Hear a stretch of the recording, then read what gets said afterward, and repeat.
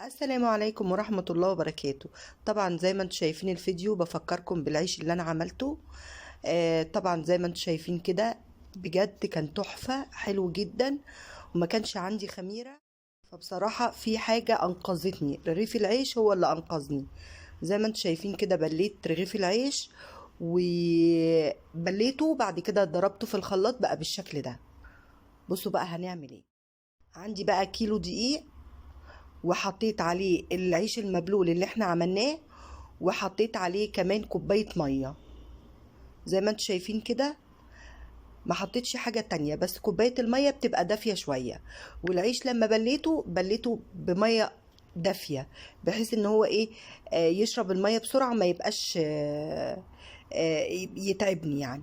بعد ما عجنت العجينة طبعا حطيت عليها شوية سكر وشوية ملح، وبعد كده عجنتها. ولازم بقى الخطوة دي مهمة جدا، لازم العجينة تكون لينة، واقعد اعمل فيها كده. الحركة دي بتخدم العجينة كويس جدا. يعني لما بتشوفي كده حد في البلد بيمسك العجينة ويربها كده جامد، دي كانت خطوة مهمة جدا. قعدت يجي اكتر من 10 دقايق اعملها. دلوقتي بقى انا عندي شوية مية بشوية زيت، حطاهم في قلب الطبق، وباخد من العجينة عشان ما تلزقش في ايدي، ابل ايدي بالمية بالزيت. وبعد كده اخد شوية حتة من العجينة واعملها كده، اكورها زي ما انتم شايفين. وطبعا حاطة في الصينية شوية دقيق وشوية ردة زي ما انتم شايفين كده. بعمل العجينة وبحط عليها ردة، حط عليها طبعا ردة زي ما انتم شايفين. بعمل العجينة كلها كور، بعد ما اخلصها خالص طبعا بفردها زي ما انتم شايفين، وهنسويها في الفرن اللي احنا جايبينها جديد. طريقته سهلة جدا جدا، ولازم تكون العجينة لينة عشان تاخدي رغيف عيش كويس وحلو، وكمان يكون خفيف كده زي اللي احنا بنجيبه من بره، وكمان هيبقى احلى واطعم، وبيخلي بصي ريحة البيت تحفة.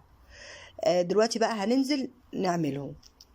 عشان ما اطولش عليكم الفيديو، طبعا بنفرد العجينة اللي احنا عملناها، وبعد كده بنخبزها عادي. بصوا بيطلع عامل ازاي، تحفة وريحته فظيعة.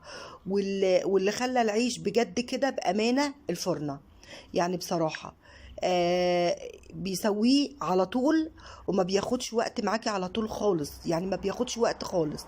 انا خلصت الكمية بتاعتي كلها في نص ساعة تسوية، اقل كمان من نص ساعة.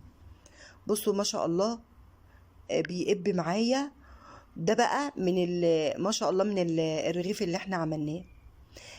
بديل الخميرة انت ممكن تبلي العيش وتعملي بيه عادي، مش هيقولك لا طبعا. زي ما انتم شايفين كده. يا رب النهارده يكون الفيديو عجبكم، ولو عجبكم بقى ما تنسونيش اللايك وشير وسبسكرايب. شكرا والسلام عليكم ورحمة الله وبركاته.